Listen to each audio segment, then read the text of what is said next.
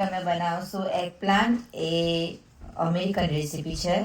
તો એને પહેલાં લોટ બનાવવા માટે ચણાનો લોટ લઈશું.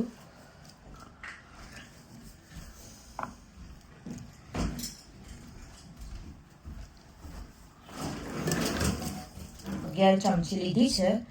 અમે થોડું સોલ્ટ નાખીશું.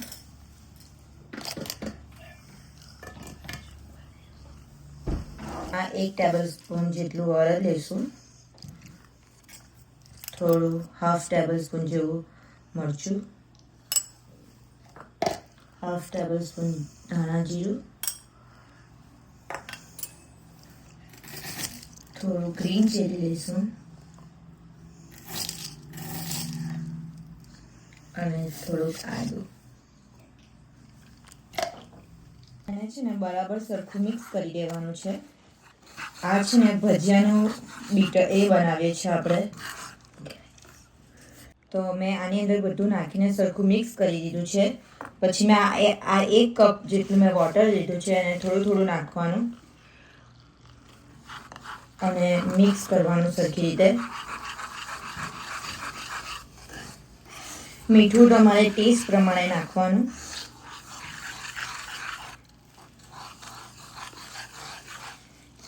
હજી થોડુંક વોટર નાખીશું આપણે.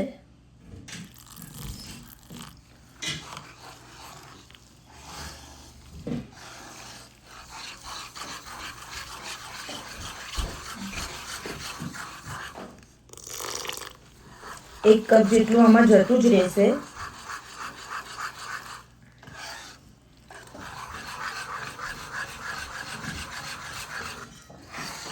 હજી આ લોટ છે ને થોડો ઘાટો છે, તો એના માટે હજી થોડુંક આપણે પાણી લઈશું. થોડોક જાડો છે તો હજી થોડુંક વોટર લઈશું આપણે. આ 1 અને થોડું હાફ જેટલું મેં લીધું છે, એટલું જતું જ રહેશે.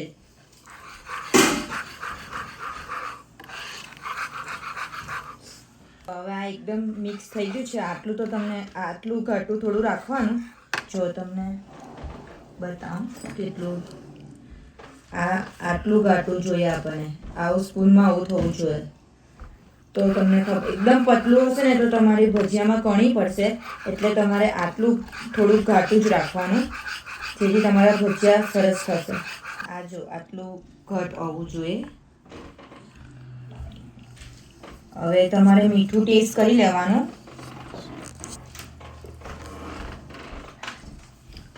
મને થોડું ઘટે છે એટલે હું થોડું નાખીશ.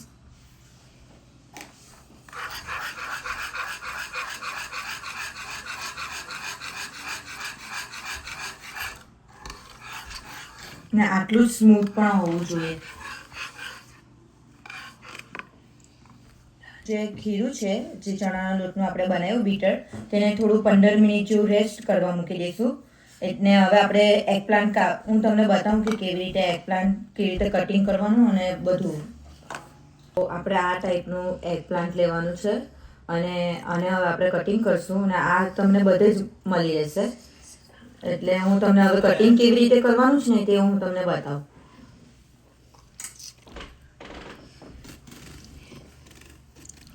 તો આ ઉપરનું થોડું કાઢી નાખવાનું આ રીતે.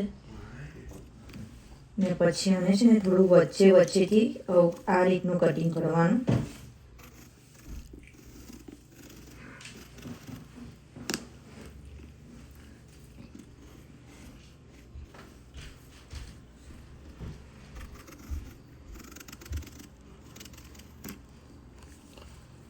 આ રીતે બધી સાઈડથી આવી રીતે કટિંગ કરી દેવાનું. જો હવે એને છે ને આપણે રાઉન્ડ શેપમાં કટિંગ કરશું. આપણે આને રાઉન્ડ શેપમાં કટિંગ કરશું આ રીતે. તમને આ રીતે આપણે બધા જ કટિંગ કરી નાખશું.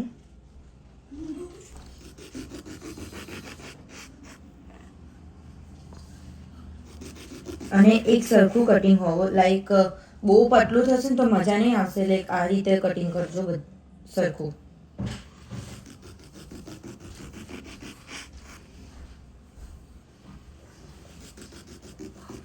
બધા કટિંગ કરીને આને પાણીમાં મૂકીશું, કેમ કે આ જલ્દી બ્લેક થઈ જાય છે. એટલે એને થોડી વાર આવી રીતે મૂકી રાખશું, કેમ કે આ રીંગણ છે એટલે થોડું બ્લેક થઈ જાય. એગ પ્લાન્ટનો સોસ બનાવવા માટે આ રઘુ ચમકી સોસ આવે છે, એ ટોમેટો ગાર્લિક ઓનિયન સોસ આવે છે, તે લાવવાનો. પ્લેન બી આવે છે આમાં, પણ આ લાવવાનો. ઓકે, હવે આપણે સોસ બનાવવા માટે 3 ટેબલ સ્પૂન ઓઇલ લેશું.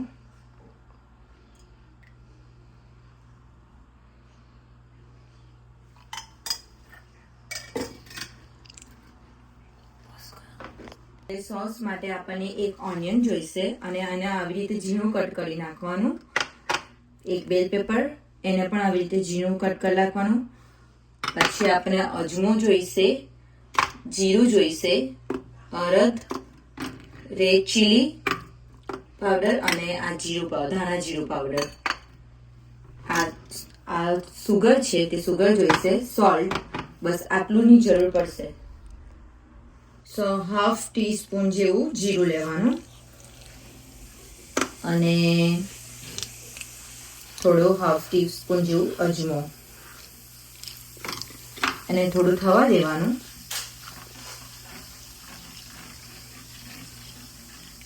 સ્મેલ આવે એટલે એમાં થોડું કાંદો નાખી નાખવાનું.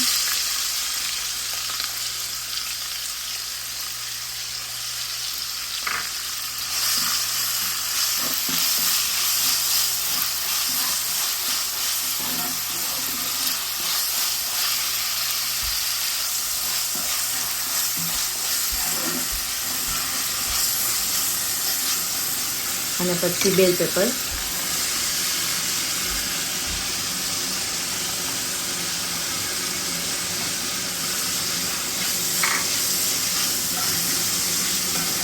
અને થવા દેવાનું.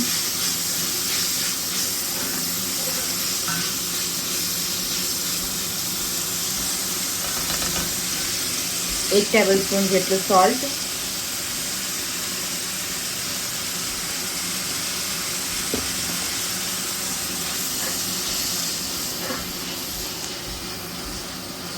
નાખ્યા પછી 1 ટેબલ સ્પૂન જેટલું ગાર્લિક, 1 ટેબલ સ્પૂન જેવું જિંજર અને થોડું 1/2 ટીસ્પૂન જેટલું મરચું.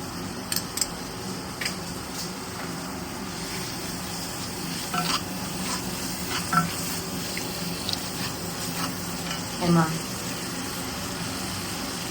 અડદ 1 ટેબલ સ્પૂન જેટલી નાખવાની,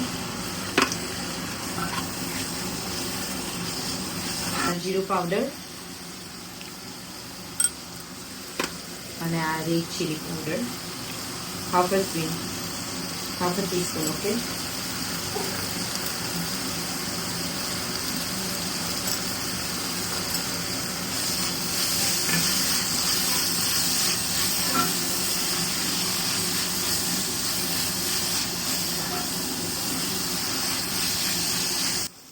તીખી વાળું લાલ મરચું છે અને આમાં એક બીજું બી આવે છે કાશ્મીરી મરચું, તે તમારે કલર માટે નાખવું હોય તો નાખવાય. સોસ છે, હવે હું એને આની અંદર નાખીશ.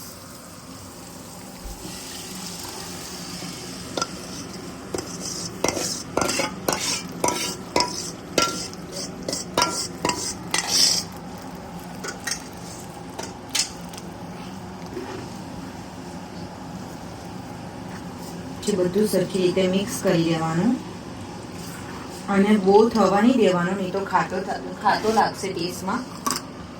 પછી એમાં થોડું 1 2 3 and 4 ટેબલ સ્પૂન જેટલું સુગર નાખી દેવાની અને પછી એને મિક્સ કરી દેવાનું સરખી રીતે. સ્વાદ અનુસાર આની અંદર તમારે મરચું અને મીઠું, તમે જે રીતે તીખું ખાતા હોય તીખું અને મીઠું એ રીતે નાખવાનું.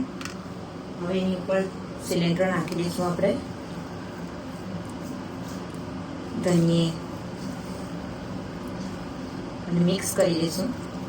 તેલને આવી રીતે થવા દેવાનું, આ રીતે ચેક કરવાનું કે થયું છે કે નથી થયું. હજી થોડું 5 મિનિટ ટાઈમ લાગશે અને થતાં અને પાછું થોડું ટેસ્ટિંગ કરી દેવાનું. તો આ બબલ થઈને ઉપર આવે એટલે અમે નહીં કહેવું કે તેલ તમારું થઈ ગયું છે. હવે આ ભજીયાનું જો આ ની જાડું અને ની પતલું આ રીતે થવું જોઈએ તમારું.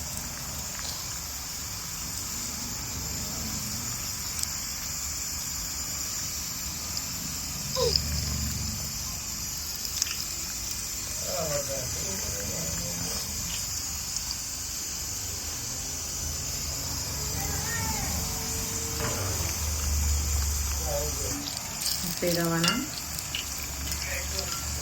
આ ખાવામાં પણ સારા લાગે છે. તમારે એમને ખાવું હોય તો પણ ખવાય. આ રીતે ખીલી જશે. આવી રીતે થઈ ગયા છે તો એને આપણે કાઢી દઈશું.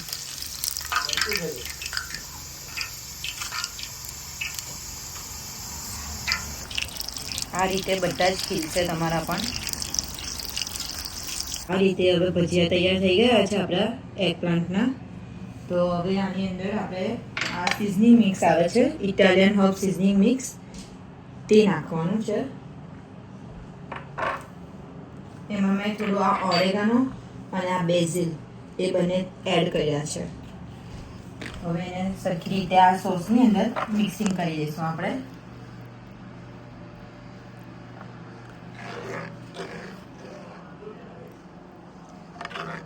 તો હવે હું તમને બતાવું કે હવે એગપ્લાન્ટ હવે કેવી રીતે આપણે અંદર પાથરવાનું છે તે. પહેલાં આ સોસને પાથરવાનો.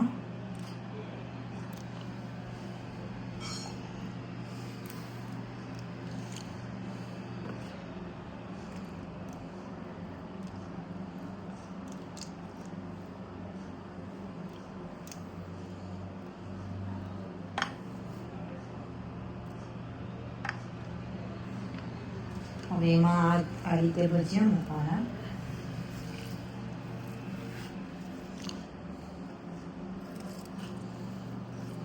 મોટા છે એટલે હું અહીંયા 2 જ લઈશ.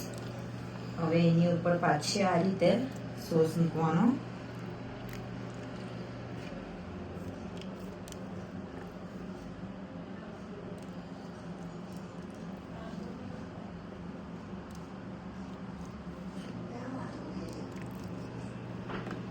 ભજીયા દેખાવાની જોઈએ.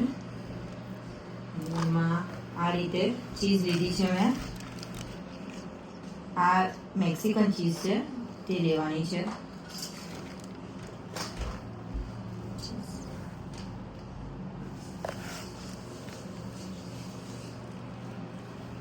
તમે ચીઝ જે રીતે ખાતા હોય તે રીતે નાખવાની.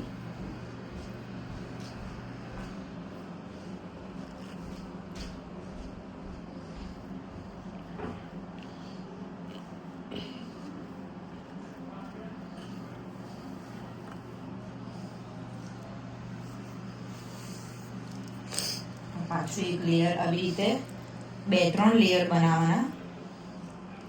હું અહીંયા 3 લેયર બનાવીશ.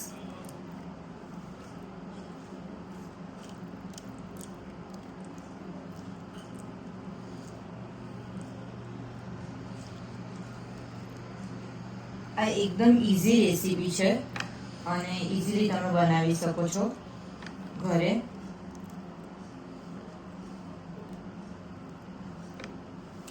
પાછી ચીઝ નાખીશું આપણે.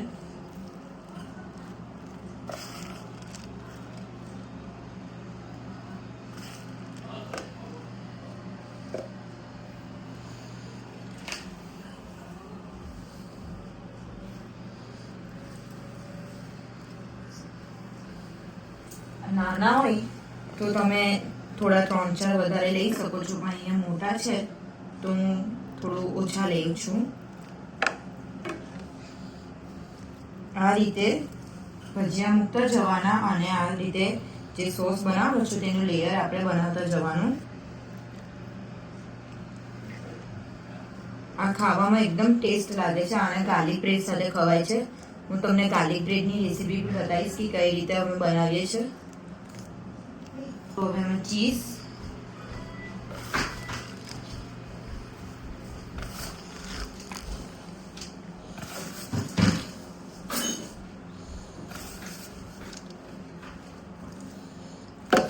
અને હું થોડું અહીંયા સિઝનિંગ મિક્સ છે એ થોડું નાખીશ.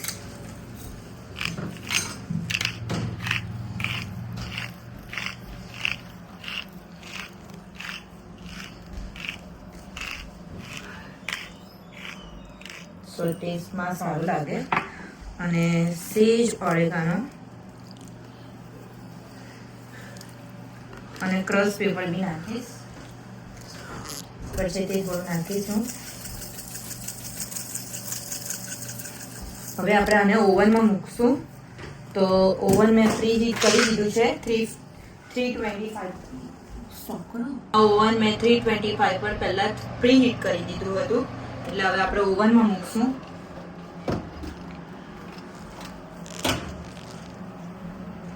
હવે આના બબલ થાય ત્યાં સુધી આપણે થવા દેવાનું છે. હું તમને બતાવીશ પછી. આ બટર છે ઓરિજિનલ બટર કન્ટ્રી ક્રોકનું. હવે આ બટર ગાર્લિક બટર બનાવશું અમે.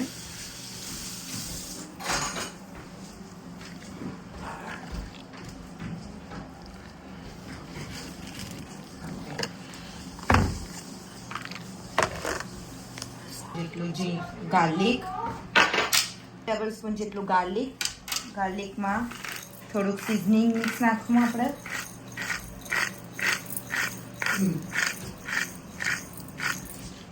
થોડુંક ગ્રીન ચીલી, હાફ અ ટીસ્પૂન નાખવાનો આમાં. અને પછી અમે એને મિક્સ કરી દઈશું. દેવાનું. સિલેન્ડરથી ગાર્લિક બ્રેડમાં ટેસ્ટ એકદમ સરસ આવશે. તો ગાર્લિક બ્રેડમાં હર્બ્સ, ગ્રીન ચીલી, ગાર્લિક અને સિલેન્ડ્રો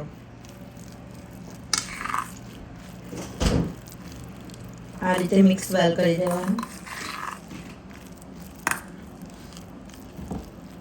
હવે આ રીતના અમે બ્રેડ લીધા છે અને આ રીતે કટિંગ કરીને એના પર સ્પ્રેડ કરવાનું.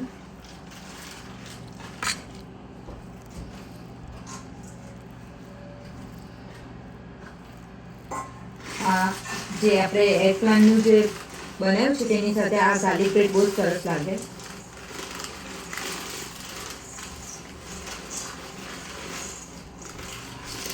બધા ગાર્લિક બ્રેડ સ્પ્રેડ કરી દીધા છે. હવે ઘણાને ચીઝ ભાવે તો ચીઝ નાખવાનું, ને ચીઝ નહીં ખાવી હોય તો નહીં નાખવાનું.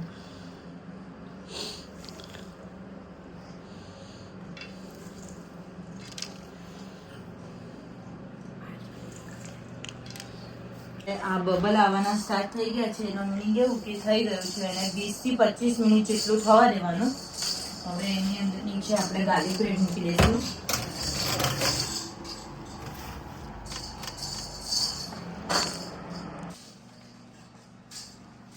જો આ રીતનું દેખાશે. ચીઝ પણ મેલ્ટ થઈ ગઈ છે. તો આ આપણું એગ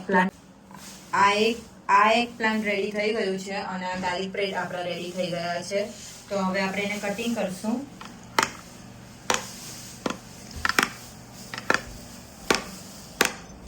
આવી રીતે ચોરસ કટિંગ કરી દેવાના.